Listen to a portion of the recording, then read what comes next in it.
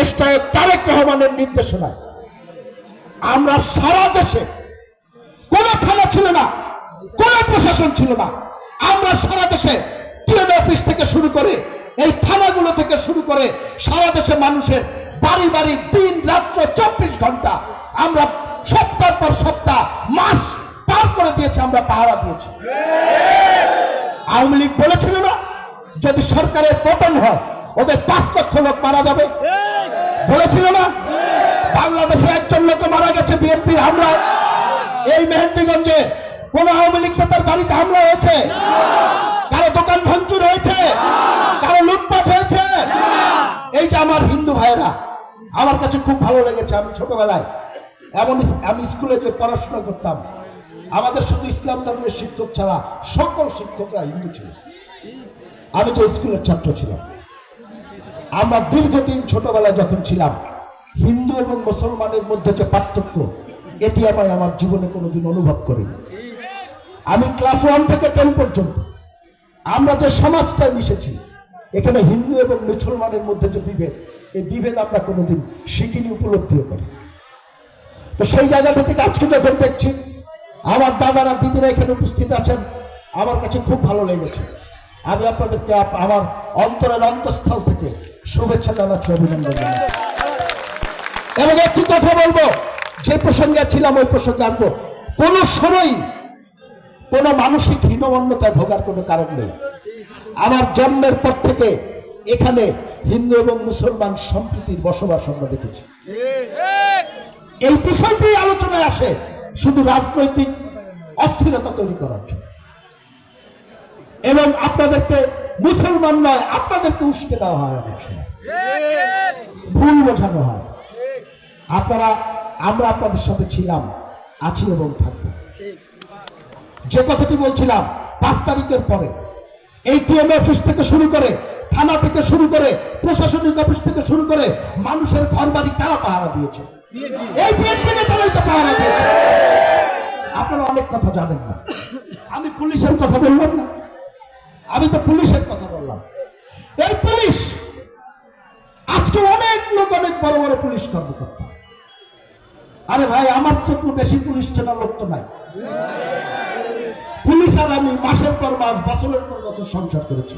Police আপনারা জেনে আশ্চর্য হয়ে থাকবেন, 5 তারিখের পরে শুধু থানা খালি হয়নি, বাংলাদেশের 3 দিন কোনো পুলিশ প্রশাসনই ছিল না। আজকে অনেক পুলিশ কর্মকর্তারা অনেক কথা বলে, কোন পুলিশ ছিল না। পুরো বাংলাদেশের পুলিশ একজন কনস্টেবলের কথা চলতো। আপনারা জানেন এটা? আমরা জানি। একজন কনস্টেবল পুলিশের নেতৃত্ব দিয়ে নিয়েছিল ওই রাজারবাগে। ওই পুলিশদেরকে নিয়মের মধ্যে যে পুলিশ অফিসাররা এনেছে, তারা সেই দিন চেষ্টা করেছে, জীবনের ঝুঁকি নিয়েছে, অস্ত্রের মুখে তারা ওই রাজারবাগে ঢুকেছিল। আমরা কিন্তু সেদিনও ছিলাম। আমরা উপদেষ্টা হওয়ার জন্য আমাদের কেউ যায়নি, আমাদের কেউ লোক লালসার সরকারি পদের জন্য যায়নি। আমরা চেয়েছি বাংলাদেশ সঠিকভাবে পরিচালিত। এখন অনেক সময় কথা আছে যে 24-এর আন্দোলন শুধুমাত্র নির্বাচনের জন্য হয়। মানুষের অধিকার আদায়ের জন্য 24-এর আন্দোলন হয়েছে। অধিকার আদায়ের একমাত্র উপায় হলো মানুষের তার পছন্দ মতো নেতৃত্ব নির্ধারণ করার সুযোগ তৈরি করে দাও। অনেক দুষ্ট ছেলেরা বলে, আমরা বলি না, যে নির্বাচনের জন্য যদি 24-এর অভ্যুত্থান না হয়, তাহলে কি উপদেষ্টা হওয়ার জন্য 24-এর অভ্যুত্থান হয়েছে? তাও কিন্তু হয় না। যাই হোক, এই প্রসঙ্গে আজান দিয়েছে, নামাজ পড়তে যাবো, অনেক কথা হয়েছে। আমাদের বক্তব্য অত্যন্ত পরিষ্কার।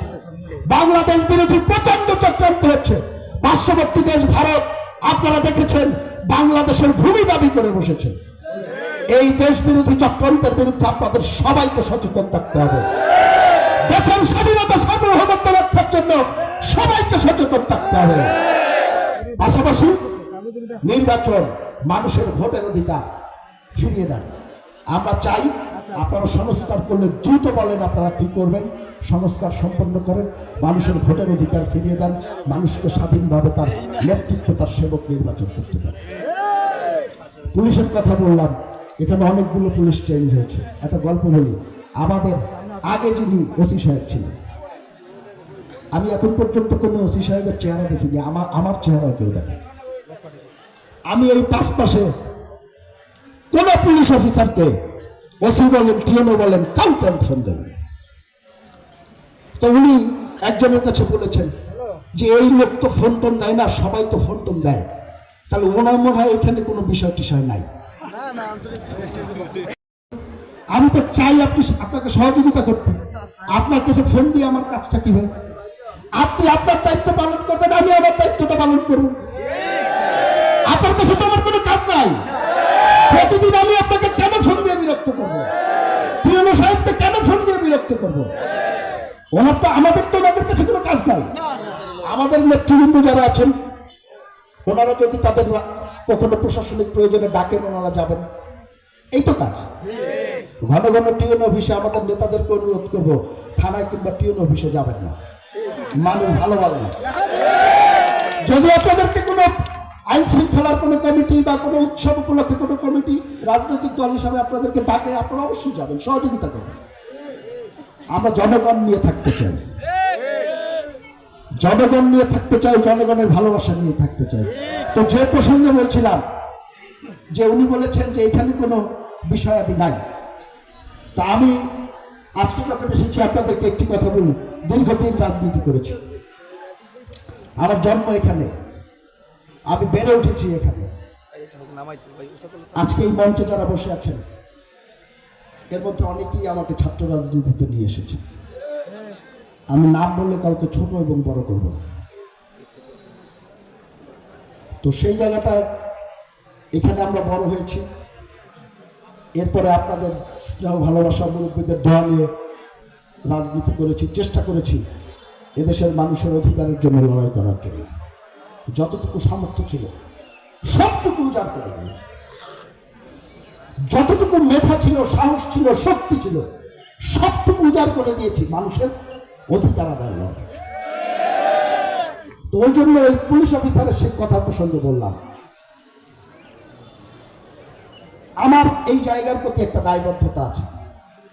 আমার জন্ম, আমার পরিবার, আমার বাবার স্মৃতি, সবকিছু। জীবনে যদি কোনোদিন আল্লাহর কাছে কিছু চাওয়ার থাকে, যদি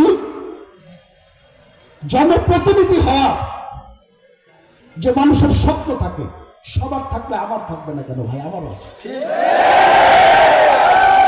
আমারও আছে। একটু একটু একটু একটু একটু আরে ভাই,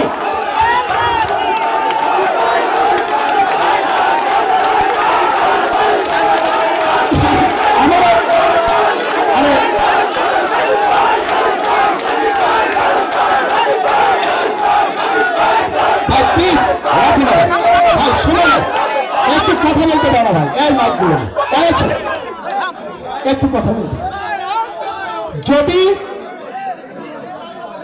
যদি এই প্রত্যাশা থাকে, আমারও আছে। আমি আজকে আপনাদেরকে একটি কথা পরিষ্কার ভাবে বলে দিতে চাই, আমার নেত্রী বেগম খালেদা জিয়া যদি সহযোগিতা করে, সেই প্রত্যাশায় আপনাদের সবাইকে আবারও আমার পক্ষ থেকে শুভেচ্ছা জানাচ্ছি। আমাদের অভিভাবক দেশ তারেক রহমানের পক্ষ থেকে শুভেচ্ছা জানাচ্ছি, ধন্যবাদ জানিয়ে আজকের মতো বিদায় নিচ্ছি। খোদাহাফেজ। বাংলাদেশ জিন্দাবাদ, বাংলাদেশ জাতীয়তাবাদী দল জিন্দাবাদ, দেশ নেত্রী বেগম খালেদা জিয়া জিন্দাবাদ, শহীদ জিয়া অমর হোক, আগামী রাষ্ট্রনায়ক তারেক রহমান জিন্দাবাদ।